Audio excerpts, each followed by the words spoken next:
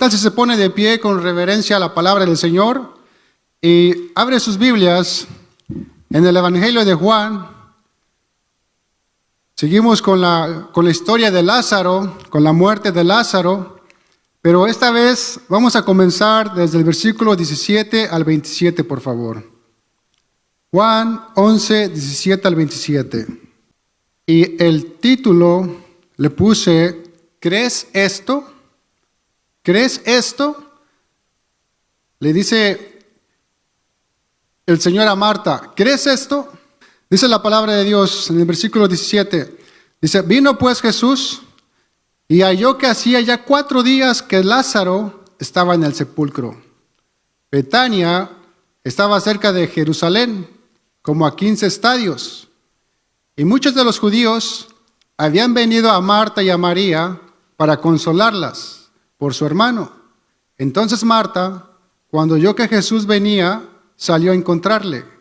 Pero María se quedó en casa. Y Marta dijo a Jesús, Señor, si hubieses estado aquí, mi hermano no habría muerto. Mas también sé ahora que todo lo que pidas a Dios, Dios te lo dará. Jesús le dijo, tu hermano resucitará. Marta le dijo, yo sé que resucitará en la resurrección, en el día postrero. Y le dijo Jesús, yo soy la resurrección y la vida. El que cree en mí, aunque esté muerto, vivirá. Y todo aquel que vive y cree en mí, no morirá eternamente. ¿Crees esto? Y le dijo, sí, Señor, yo he creído que tú eres el Cristo, el Hijo de Dios que ha venido al mundo. Hasta ahí, mis hermanos. Vamos a orar. Padre, te damos gracias, Señor, una vez más, por tu misericordia. Te pedimos, Señor, en esta tarde que hables a nuestros corazones. Bendito Dios, que me uses como un instrumento en tus manos, Señor. Tu iglesia tiene hambre de escuchar tu consejo, tu palabra, bendito Dios. Te pedimos que te glorifiques en el nombre de Jesús. Amén y amén. Toma asiento, mi hermano.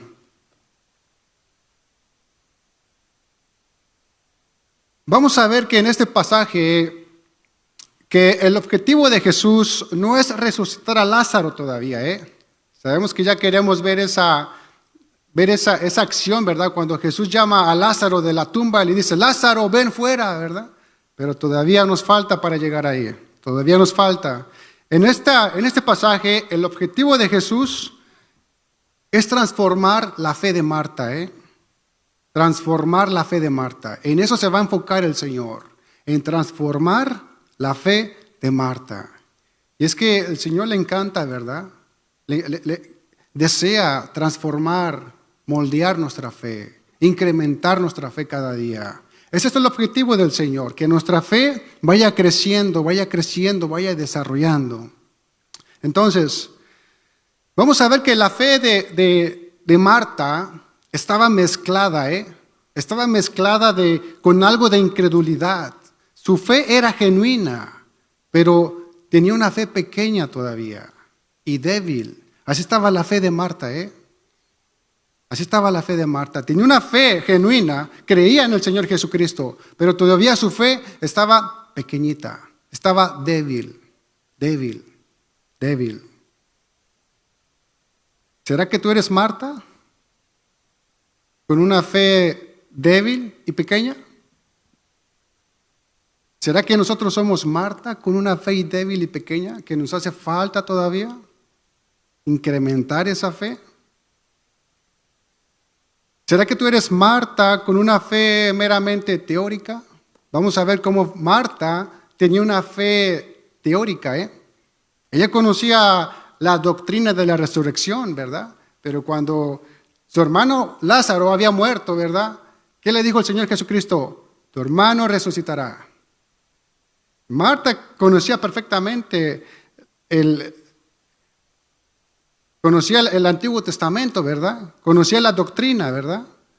Vamos a ver que la verdadera fe auténtica no es una fe teórica, sino una fe que confía y aplica sus convicciones en la vida diaria. Esa es la fe verdadera, Esa es la fe auténtica. Yo le pregunto, ¿usted tiene una fe auténtica? ¿Una fe verdadera? ¿O tiene una fe teórica nomás?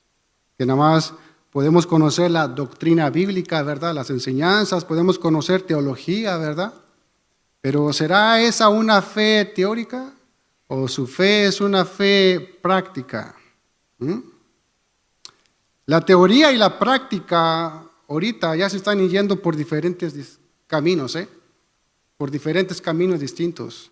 Aquí está la teoría y aquí está la práctica, y las dos van así, una para allá y una para acá. ¿O no es así? Conocemos la teoría, ¿verdad? Pero la práctica, está como a kilómetros, ¿verdad?, de distancia de la teoría. Están yendo por diferentes caminos la teoría y la práctica. Y en esa misma situación se encontraba Marta. La fe teórica dice que conoce a Dios, pero una fe práctica es la que verdaderamente confía en Él en todo momento. ¿Qué dice usted? ¿Usted dice que piensa conocer a Dios? ¿De verdad? ¿Lo practica en su vida diaria? ¿Practica esa fe en su vida diaria? O podemos conocer mucha teología, podemos conocer toda la Biblia, hasta podemos enseñar Biblia a nuestros hijos, dar estudios bíblicos, pero ¿qué tal en la práctica? ¿Nuestra fe realmente la ejercemos en nuestra vida diaria? En todas las áreas, trabajo, familia, amistades, en las pruebas. ¿Será que tú eres Marta? Estos pasajes nos muestran que el énfasis del texto no es el milagro de la resurrección de Lázaro, sino la fe en la persona de Jesucristo. Eso es lo que quería el Señor, que Marta pusiera sus ojos en Cristo Jesús. No en el evento de la resurrección de su hermano. Vaya conmigo al versículo 17, Juan 11, 17. Dice Juan 11, 17, dice, vino pues Jesús y halló que hacía ya 4 días que Lázaro estaba en el sepulcro. Digámoslo hispanamente, en el panteón.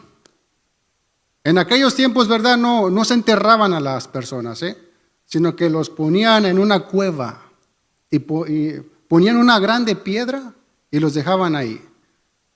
Al muerto lo enredaban en un sudario, ¿verdad? Y lo dejaban ahí y pasaba el tiempo, 7 años, 8 años, y cuando ya quedaban los puros huesitos, sacaban los huesos, los restos del muertito y metían a otro. Así eran los sepulcros en aquella época. Jesús llega tarde. Jesús llega tarde. ¿Por qué Jesús se demoró en llegar? Cuando Marta y María envían a un mensajero a decirle al Señor, Señor, el que amas está enfermo. ¿Qué hizo Jesús? Se tardó 2 días más. 2 días más. ¿Por qué Jesús se demoró en llegar? La pregunta es. Puede ser que Jesús llegó tarde para que nadie pensara que Lázaro no estaba realmente muerto, El Señor quería asegurarse de que realmente Lázaro, Él sabía que Lázaro estaba muerto, pero que no hubiera ninguna duda que Lázaro pudiera resucitar. De hecho, los judíos creían en una superstición, que el alma del muerto permanecía al lado del difunto, al lado del cuerpo durante 3 días. De modo que en ese tiempo todavía podría producirse una resurrección. Eso era una superstición, que el alma del muerto permanecía junto al cuerpo 3 días y que había una posibilidad de que el muerto se levantara, ¿verdad? Jesús quería descartar esta idea. La quería descartar. También quería descartar la idea que pensaran que fuese una enfermedad, como epilepsia, ¿verdad? Quería descartar toda idea de que Lázaro estaba bien muerto. ¿Qué es la epilepsia, verdad? La epilepsia es cuando el cuerpo se queda bien rígido y no puedes mover ninguno de tus cuerpos, ¿verdad? Y pierdes noción de tus sentidos, ¿verdad? El Señor quería asegurarse de que no hubiera ninguna posibilidad de que Lázaro se levantara. Jesús tarda, pero su tardanza no es accidental, es intencional, ¿eh? Su tardanza no es accidental, es intencional. Fue intencional que el Señor llegó tarde. Llegó tarde el Señor, ¿verdad? No estuvo ahí para sanar a Lázaro. No estuvo ahí en su funeral. Y no va a estar ahí en la consolación de las hermanas, de Marta y María. Es que Jesús transforma situaciones adversas en oportunidades para que experimentemos mejor su poder, ¿eh? Jesús transforma situaciones adversas en oportunidades para que experimentes mejor su poder. Claro que sí. ¿Cuándo es que podemos ver la gloria de Dios? En las adversidades, en los problemas, en la dificultad. Pero esas son oportunidades que el Señor usa para manifestar mejor su poder en tu vida. Las pruebas son un terreno fértil para nuestro crecimiento espiritual, ¿eh? Las pruebas.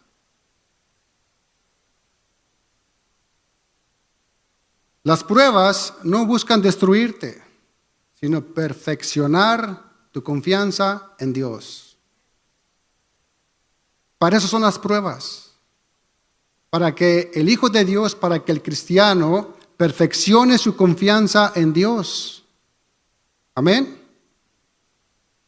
¿Cuántos quieren pruebas aquí? ¿Cuántos de nosotros buscamos las pruebas? Nadie, en verdad, llegan solitas. Pero no se espante, ¿eh? Dele gloria a Dios cuando lleguen las pruebas. ¿Qué le quiere mostrar el Señor? ¿Qué va a querer mostrar el Señor? Pregúntale, Señor, ¿qué me quieres mostrar en esta prueba? Yo no sé qué me quieres mostrar, pero yo voy a confiar en ti. Eso es lo mejor que podemos hacer cuando estemos en esas circunstancias.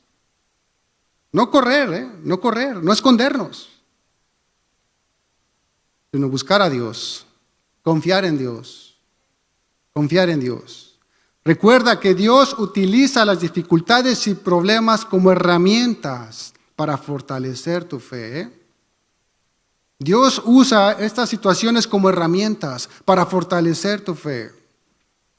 Y hay veces que vamos día tras día y cada día es una prueba más, cada día vendrán cosas más. Pero usted, tómelas, Señor, yo no sé qué me estás enseñando, pero gloria a ti. Yo voy a confiar en ti, yo voy a confiar en tu palabra.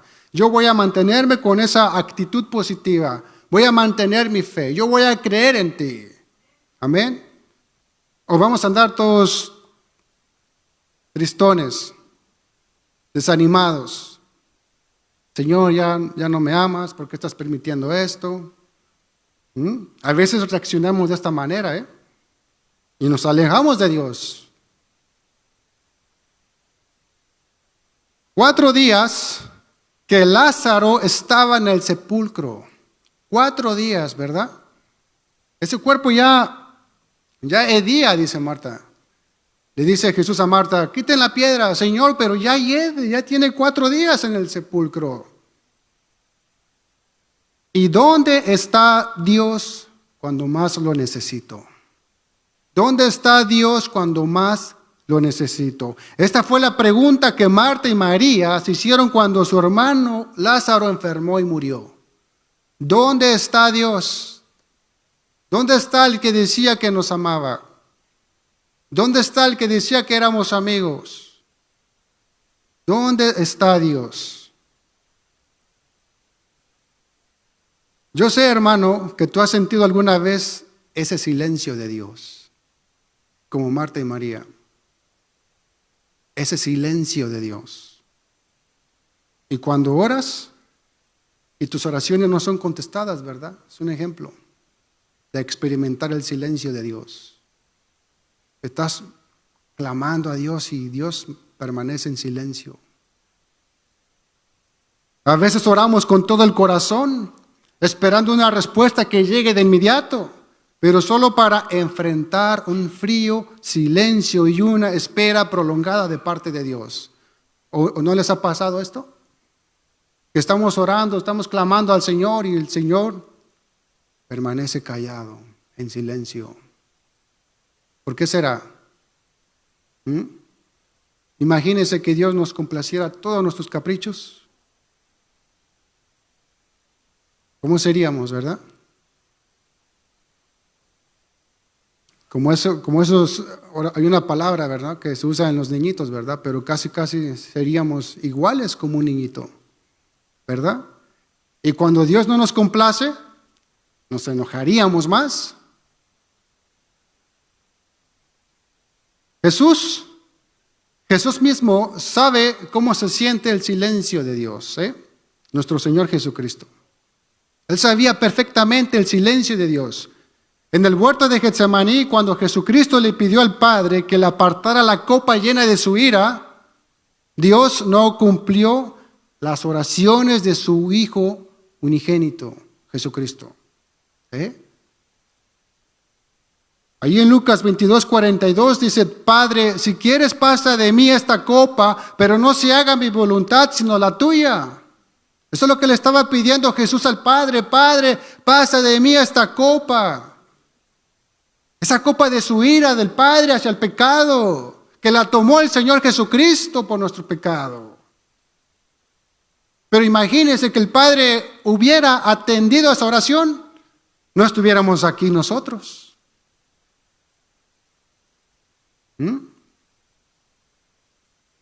Mateo 27:46, también en la cruz del Calvario, cuando Jesús clamó a gran voz: Elí, Elí, lama sabactani, ¿por qué me has desamparado? Jesús oraba al Padre: ¿por qué me has desamparado? El Padre permaneció en silencio. Así es que no le caiga esto de raro, mi hermano, cuando el Señor permanece en silencio y no le responde de inmediato sus oraciones. Hermano, si Jesús conoció esos sentimientos de silencio, de la misma manera, alguna vez tú sentirás que estás abandonado por Dios, en medio de tus peticiones, que le estás poniendo a Dios tus peticiones y el Señor no te responde. Te vas a sentir abandonado, pero recuerda que los momentos de silencio no significan que Dios te ha abandonado, Al contrario, es todo lo contrario. Son momentos en que Dios te sostiene y te santifica en esos momentos de silencio. Dios tiene un propósito, porque no nos responde de inmediatamente.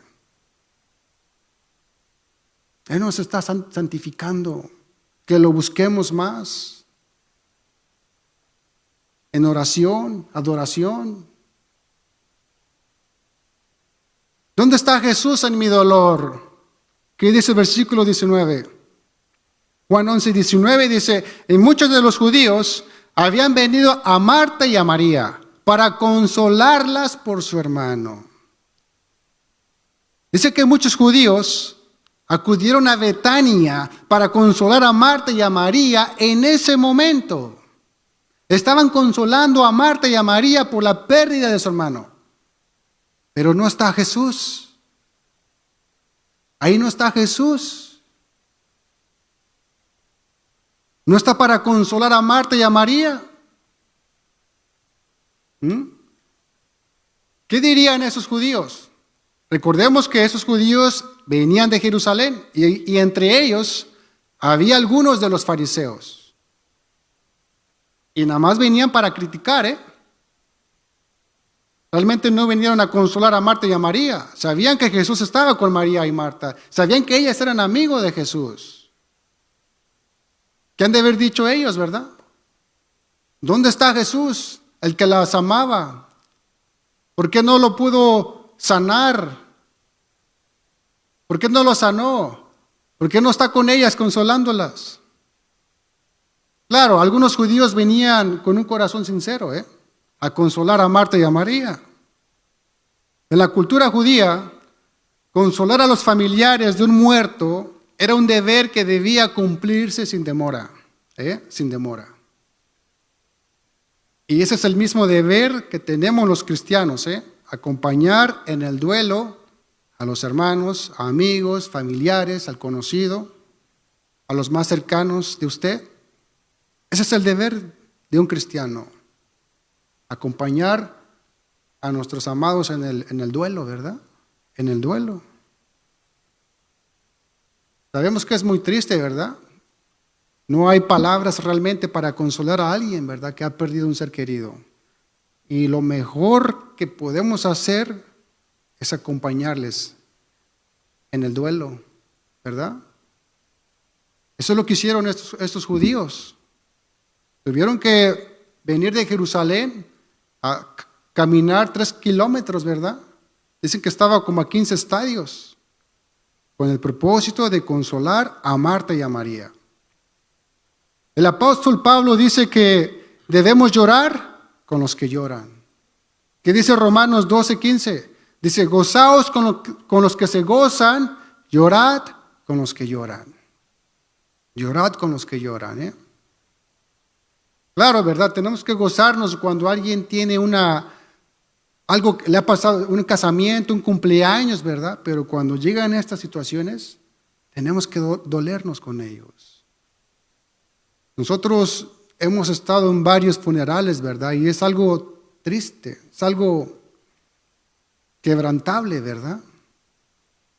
Ver a un ser que nosotros conocíamos y verlo en el ataúd, es algo triste, ¿verdad? Y lo mejor que podemos hacer es estar ahí en cuerpo presente, porque hay veces que ni las palabras ayudan en el dolor de esas personas. ¿Qué dice Marta? Si hubieses estado aquí, dice en el versículo 20 al 22, Juan 11, 20 al 22, dice, entonces Marta, cuando oyó que Jesús venía, salió a encontrarle, pero María se quedó en casa. Y Marta dijo, Jesús, Señor, si hubieses estado aquí, mi hermano no habría muerto. Mas también sé ahora que todo lo que pidas a Dios, Dios te lo dará. Marta tenía una actitud quejumbrosa, ¿verdad? Como quejándose, Señor, si tú estuvieras aquí, mi hermano no habría muerto. Y hay veces que nosotros también nos quejamos delante de Dios, ¿verdad? Le ponemos nuestras quejas a Dios. Señor, si tú me hubieras contestado, si tú hubieras hecho esto, si no hubieras permitido aquello. ¿Cuál fue el reclamo de Marta? ¿Cuál fue el reclamo de Marta? Si hubieses estado aquí, si hubieses estado, ¿dónde estabas, Señor? En medio de mi dolor. ¿Por qué me abandonas? ¿Por qué nos dejaste? Hay circunstancias en la vida que nos parecen injustas, pero tienen un propósito mayor. Cualquier circunstancia, ¿verdad?, que usted experimente, tienen un propósito mayor, de llevarnos a un nivel más elevado de comprensión espiritual. Ese es el propósito de Dios, de llevarlo a usted a una comprensión de su fe más alto. Que podamos comprender las cosas, por qué Dios las permite.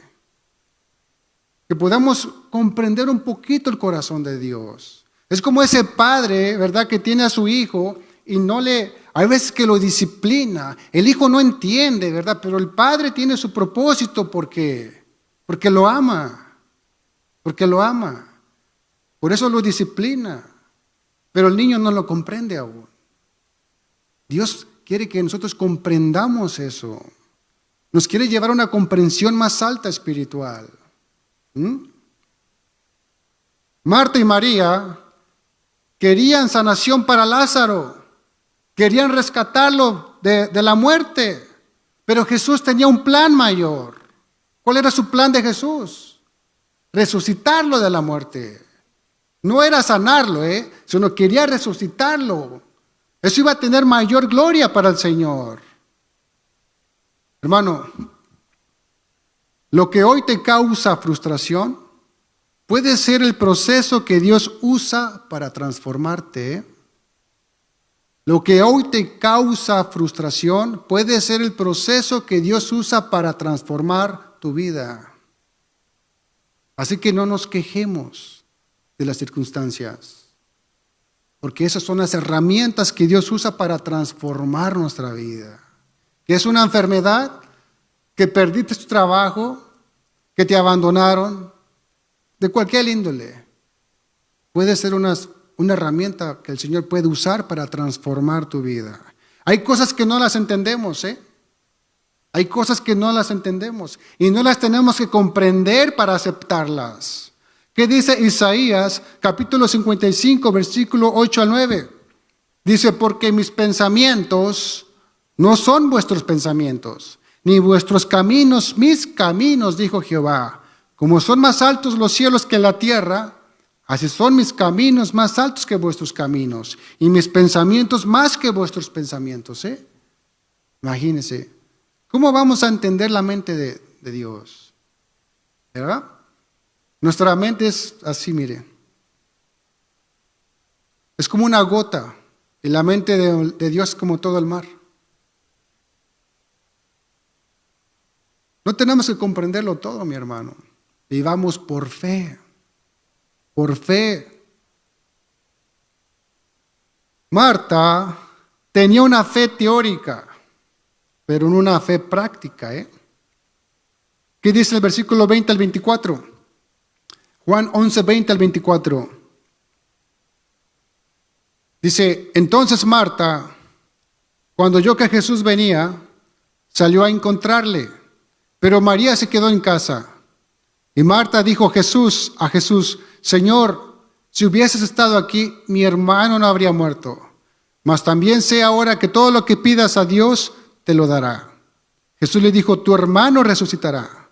Marta le dijo, yo sé que resucitará en la resurrección, en el día postrero. Fíjese.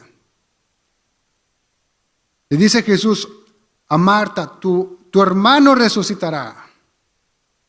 Tu hermano resucitará. Marta había comprendido muy bien la doctrina de la resurrección. Parece que ella ya había escuchado esta doctrina de que un día los muertos van a resucitar en el día postrero. ¿Por qué? Porque está en el Antiguo Testamento, ¿verdad? Ahí en Daniel capítulo 12, versículo 2. ¿Qué dice Daniel 12, versículo 2? Dice, y muchos de los que duermen en el polvo de la tierra serán despertados, unos para vida eterna y otros para vergüenza y confusión perpetua. Fíjese que desde el Antiguo Testamento ya se estaba anunciando que algún día resucitarán los muertos. Todo el mundo va a resucitar. Algunos para la gloria de Dios y otros para vergüenza. Y esto ya lo sabía Marta. Cuando Jesús le dijo, Marta, tu hermano resucitará. Es como, Marta pensó como que era una consolación para darle ánimo. Es como cuando usted va a un funeral, ¿verdad? ¿Y qué le dice a la persona? Mira, a tu hermano, tu marido o qué sé yo, va a resucitar. Algún día va a estar con Dios. Está en la presencia del Señor. Usamos esas palabras para animar, ¿verdad? Y es cierto, ¿no? Así Marta. Puede ser que los judíos que vinieron a su casa le decían, Marta, Lázaro va a resucitar. Y esto es lo que pensaba Marta, que le estaba diciendo a Jesús. Marta, tu hermano va a resucitar. Marta está pensando que Jesús se está refiriendo a la resurrección que tendrá lugar en el día final. Pero no cree que Jesús pudiera resucitar a Lázaro en ese mismo momento. Marta no creyó que Jesús iba a resucitar a Lázaro en ese momento. Creía en la resurrección final, pero estaba limitando el poder de Jesús. Lo estaba limitando. Marta declara fe en Jesús, sin embargo su fe aún no vive plenamente con la confianza. Marta solo responde desde su conocimiento doctrinal. Yo sé que resucitará la resurrección en el día postrero. Yo lo sé, está diciendo Marta. Yo sé que mi hermano va a resucitar. ¿Será que tú eres Marta? ¿Será que tú eres Marta? Marta representa a quienes dicen creer, pero aún no han experimentado la profundidad de la fe. Así estaba Marta. Marta decía creer en la resurrección, pero dudaba del poder de Cristo. Dudaba de su fe, de que Cristo pudiera levantar a su hermano en ese momento. Marta representa a muchos cristianos que asisten hoy en la iglesia, que tienen una fe teórica, pero no una fe práctica. Ya vimos cuál es la diferencia entre una fe teórica y una fe práctica, ¿verdad? Es lo mismo que ocurre con nuestra vida cotidiana. Tenemos el conocimiento de cómo debemos actuar, pero a menudo nos cuesta aplicar ese conocimiento de una manera efectiva a nuestra vida. Por ejemplo, a veces los expertos, ¿verdad?, nos aconsejan de cómo debemos comer bien, que debemos dormir bien para mantener una buena salud. Sin embargo, en la práctica, muchos de nosotros luchamos por seguir esas recomendaciones. Conocemos la teoría, pero la práctica nos cuesta. Nos cuesta llevar a la práctica lo que sabemos. Nos cuesta tanto poner en práctica lo que sabemos teóricamente. Hay una gran brecha entre lo que sabes teóricamente y lo que llevas a la práctica. Hay una gran brecha entre lo que usted sabe y lo que usted puede llevar a la práctica. ¿Y por qué? La teoría es más simple que la realidad. Muchos podemos conocer mucha Biblia, ¿verdad? Podemos conocer las direcciones que nos están dando, ya sea bíblicamente, en lo secular también, pero lo difícil es en la práctica, ¿verdad? Hoy sabemos mucho de Dios, pero nos falta convicción para obedecerlo. Podemos conocer biblios enteros de la Biblia, pero en la práctica, ahí nos cuesta. Ahí está lo difícil, de llevar ese conocimiento que sabemos a la práctica.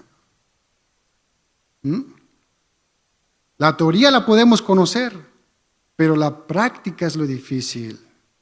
El mayor reto para nosotros es unir la teoría y la práctica, pero para hacer esto es un desafío. Es un desafío, Hay veces que nos conformamos solamente con escuchar la palabra de Dios, ¿verdad? Con llenarnos de la palabra de Dios. Pero en la práctica es donde cuesta, mi hermano, Y nos deleitamos, porque dice la Biblia que tenemos que deleitarnos en escuchar la palabra de Dios. Pero también tenemos que llevar eso a la práctica, ¿verdad? Marta cree en una resurrección futura, pero aún no comprende plenamente quién es Jesús. No comprendía plenamente quién era el Señor, que Él tenía el poder para resucitar a su hermano Lázaro. ¿Qué dice en el versículo 25 al 26? Juan 11, 25 al 26. Dice, le dijo Jesús, yo soy la resurrección y la vida. El que cree en mí, aunque esté muerto, vivirá. Y todo aquel que vive y cree en mí, no morirá eternamente. ¿Crees esto? Yo soy la resurrección y la vida, le dice Jesús a Marta. ¿Qué nos está diciendo esto? Esta frase, que la resurrección no es un evento futuro, La resurrección es una persona y es Jesucristo. Jesucristo es la resurrección y la vida. Jesucristo. Jesús lleva a Marta de una fe general a una fe centrada en Él. Marta, no te enfoques en el evento, enfócate en mí, pon tus ojos en mí. Yo soy la resurrección, yo soy la vida. No te enfoques en la doctrina, no te enfoques en la teología. Enfócate en mí, le está diciendo Jesús a Marta. Marta, sin mí no hay resurrección. Marta, sin mí no hay vida eterna. Yo soy el único que tiene el poder sobre la muerte. Marta, ¿comprendes esto? Tu hermano resucitará. No temas, no temas a la muerte. Aquí estoy, yo soy la vida. ¿Sabe cuál es una de las cosas que la gente teme más? Es el miedo a la muerte. Es el miedo a morir. ¿Y por qué? Porque la muerte es segura y es inevitable para todos. La muerte nos llega a todos, no hay diferencias, ni de ricos, ni de pobres, ni de edad. Nadie se libra de la muerte, ¿eh? Algunos hemos estado a funerales, algún día vamos a estar en nuestro propio funeral. Pero nadie se escapa de la muerte. Todos algún día vamos a pasar por esa línea. Algunos adelantan, algunos van más después, pero todos vamos a ir por ese mismo camino. La Biblia nos muestra que la muerte, nos pone a la muerte como nuestro enemigo. La muerte es nuestro enemigo. ¿Qué dice 1 Corintios 15:26?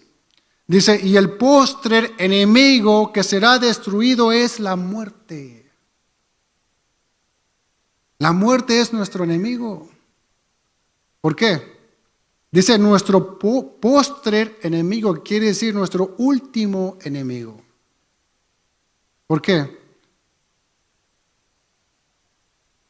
Porque es lo último, ¿verdad? La muerte.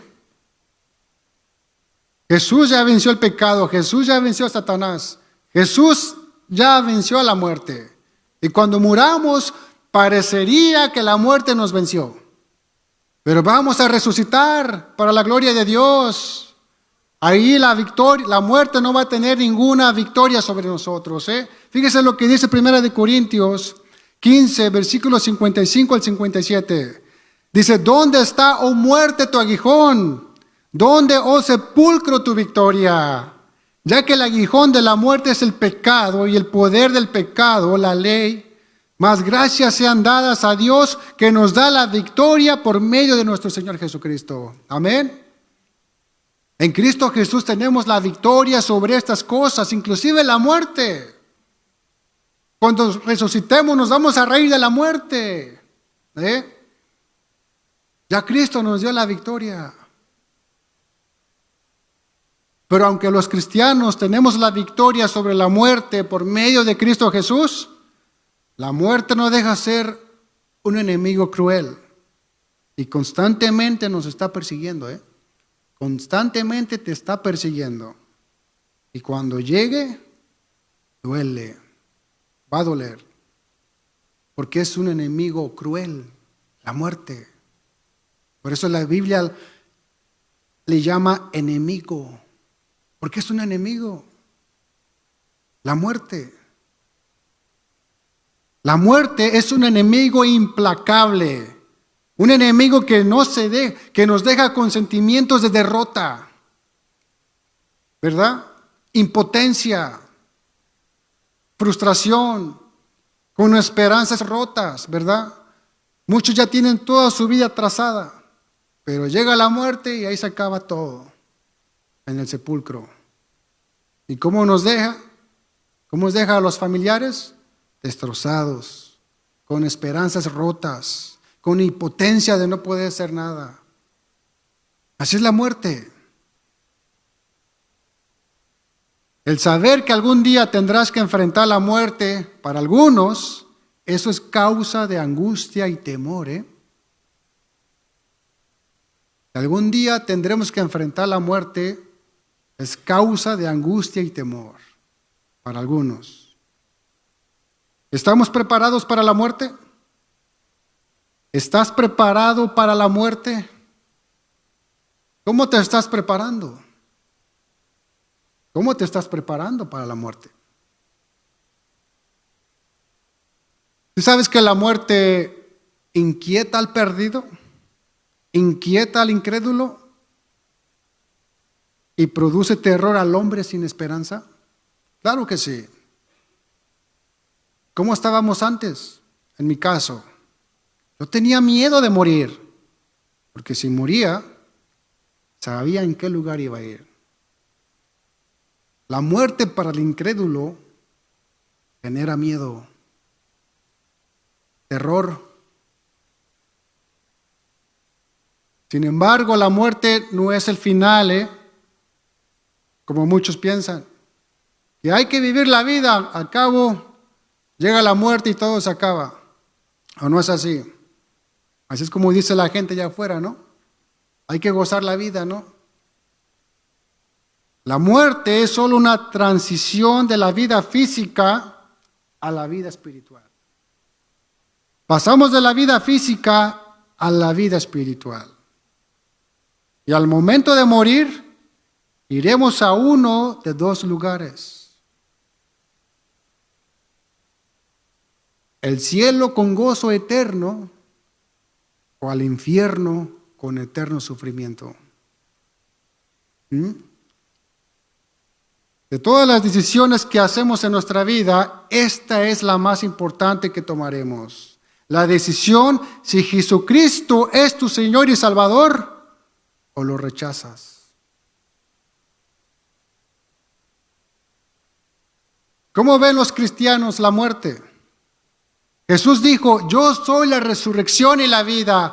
Y si ponemos nuestra fe en Él y creemos que Él puede perdonar nuestros pecados, hermano, podremos alcanzar este galardón, la resurrección y la vida eterna. Si tú pones tu confianza en Cristo Jesús, Él puede perdonar tus pecados y darte vida eterna. Y algún día vas a resucitar. No para condenación, sino para vida eterna. Amén. Si crees en el Señor Jesucristo, ya la muerte no es un enemigo. Ese enemigo ya está vencido en Cristo Jesús. Jesús es la resurrección y la vida y lo demostró resucitando a un hombre que ya llevaba 4 días de muerto, a Lázaro. Si sigues viviendo con temor o angustia por tu propia muerte, recuerda la promesa. ¿Qué nos dijo Jesús? El que cree en mí, aunque esté muerto, vivirá. Amén. Versículo 26, Juan 11, 26. Dice, y todo aquel que vive y cree en mí, no morirá eternamente. ¿Crees esto? ¿Crees esto? Jesús plantea la pregunta que confronta la fe de Marta.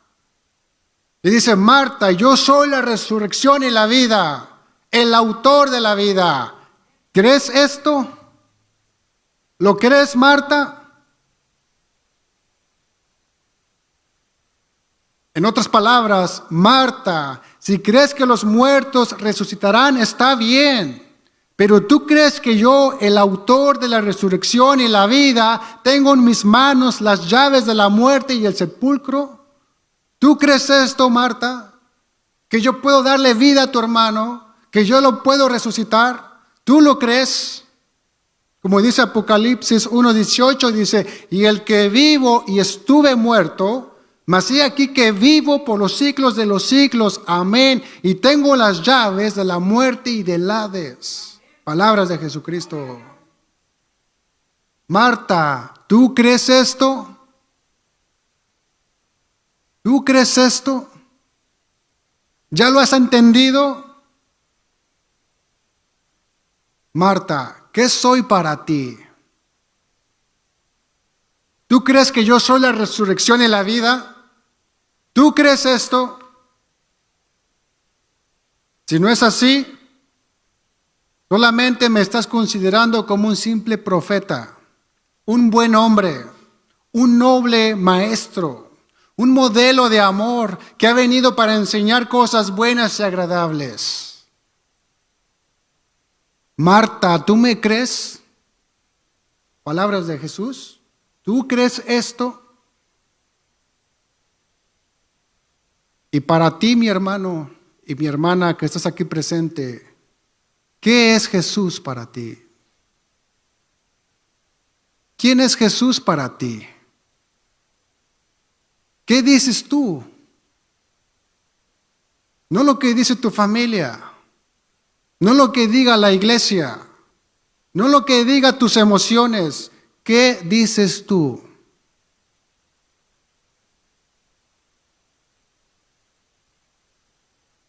Jesús pregunta, ¿y tú quién dices que soy? Mateo 16:15 dice, ¿y vosotros quién dices que soy yo? Versículo 16, respondiendo Simón Pedro, dijo, tú eres el Cristo, el Hijo de Dios viviente. ¿Cuál es tu respuesta, mi hermano? ¿Quién es Jesús para ti?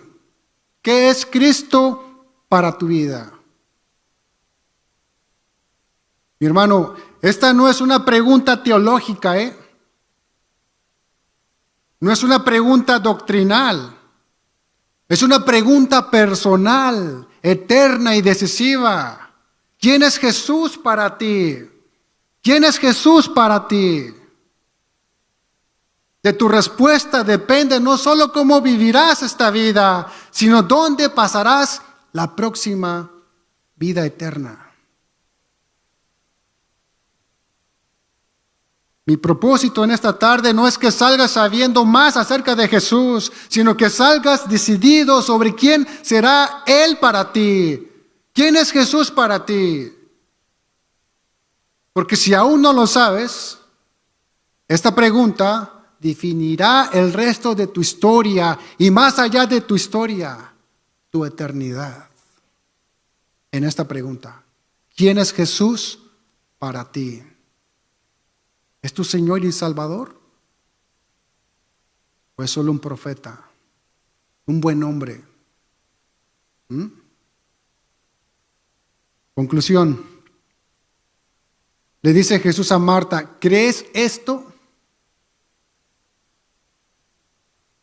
Esa misma pregunta Jesús te hace hoy. ¿Crees esto? El que cree en mí, aunque esté muerto, vivirá. Y todo aquel que vive y cree en mí, no morirá eternamente. ¿Qué le dice? ¿Crees esto? Hermano, ¿estás dispuesto a poner tu confianza en esta frase?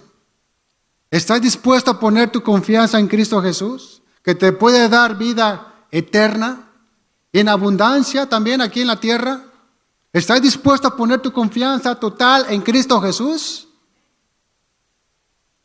Marta no dudó cuando respondió a la pregunta de Jesús. ¿Qué dijo Marta? Sí, Señor, yo he creído que tú eres el Cristo, el Hijo de Dios que has venido al mundo. Que así fuera nuestra respuesta. Señor, yo creo que tú eres el Señor, el Salvador del mundo, mi Salvador. Marta respondió con la respuesta correcta. ¿Cuál es la tuya? ¿Cuál es la tuya? Marta respondió con una confesión que coincide con el propósito del Evangelio de Juan. Dice Juan capítulo 20, versículo 31. Dice, pero estas se han escrito para que creáis que Jesús es el Cristo, el Hijo de Dios, y para que creyendo tengáis vida en su nombre. Eso fue el propósito del Evangelio de Juan, para que creamos en el Señor, para que creamos en las señales que Cristo hizo, que hasta resucitó a un muerto de 4 días. ¿Con qué propósito son estas cosas? Para que creamos en el Hijo de Dios. Amén. Marta no dijo, Señor, yo creo en la resurrección, sino yo creo en ti, que tú eres el Cristo, el Hijo de Dios que has venido al mundo. Marta no dijo, yo creo en la doctrina, en una sana doctrina, yo creo en mi iglesia. Claro que no, yo creo en ti, en ti. Qué confianza tan hermosa la de Marta, ¿eh? ¿Quieres ver el poder y la gloria de Dios obrar en tu vida?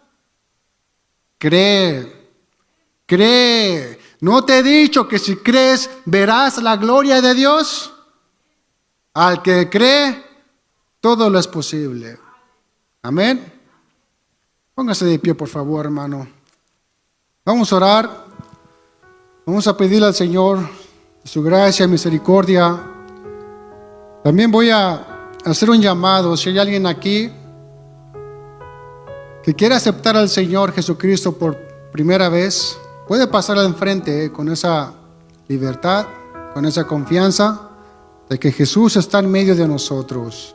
Jesús está tocando la puerta. Es tu decisión si tú le abrirás la puerta de tu corazón. No tardes en llegar. No tardes en llegar porque nuestro tiempo está limitado, ¿eh? Tenemos un tiempo limitado. No somos eternos.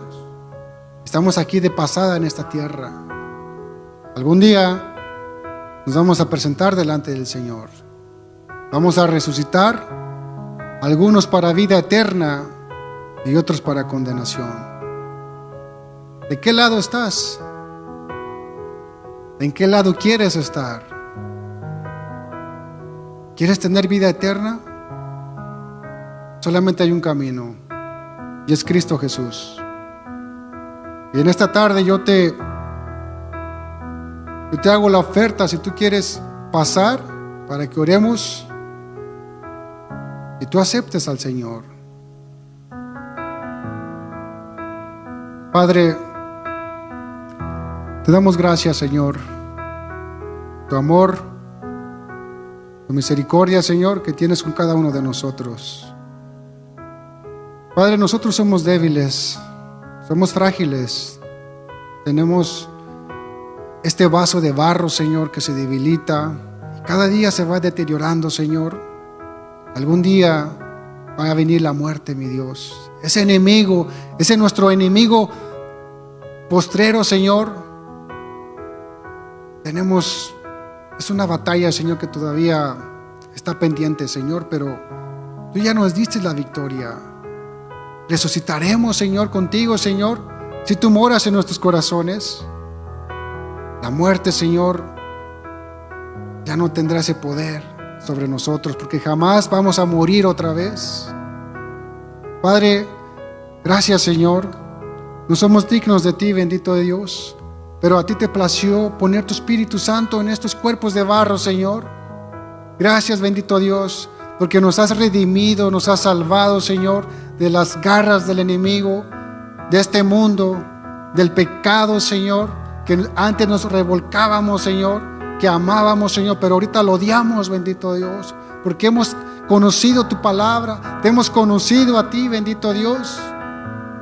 Tenemos tu Espíritu Santo que nos santifica cada día, que nos llama a hacer tu voluntad, a buscar las cosas espirituales, Señor. Por eso te damos gracias, bendito Dios, por todas las maravillas que haces sobre nosotros, bendito Dios. Gracias por poner tus ojos en nosotros, Señor. Gracias, Señor, por tener misericordia, Señor. Gracias, Señor, por enviar a tu Hijo Jesucristo a morir por nuestros pecados. Gracias, bendito Dios, porque tú te apiadaste, tuviste misericordia de este mundo, Señor. Este mundo rebelde, Señor. Gracias, Señor, por acordarte de nosotros, Padre. Aquí tienes una iglesia que te ama, una iglesia que te busca, Señor. Una iglesia que te necesita, Señor. Nos enfermamos, Señor. Somos débiles, Señor, porque estamos en este cuerpo que se debilita, Señor. Pero sabemos, Señor, que nuestro cuerpo exterior se va envejeciendo, Señor, pero el nuevo se va renovando, mi Dios. Gracias te damos, Padre. Padre, yo te pido, Señor, que si aquí hay una persona, bendito Dios, que aún no te conoce, que tú toques su corazón. Que sea tu Espíritu Santo convenciendo de pecado, Señor, dándole convicción, bendito Dios, que tú eres la vida eterna, la resurrección, bendito Dios, que esto tú nos ofreces, Señor, por tu gracia y misericordia, Padre. Que esos corazones sean abiertos, Señor, para recibirte, Señor, que tú entres, tu gracia entre en ese corazón y haga la obra, Señor. Esa es mi voluntad, esa es mi petición, Señor. Pedirte, Señor, que toques corazones y derrames de tu Espíritu Santo, inclusive a los jóvenes que están aquí presentes, Señor. Guárdales, Señor, y ayúdales, bendito Dios. Gracias te damos, bendito Dios, por tu palabra, Señor. Te pedimos que sea tu palabra, Señor, que aconsejándonos cada día, Señor, danos la luz que este mundo necesita, Señor.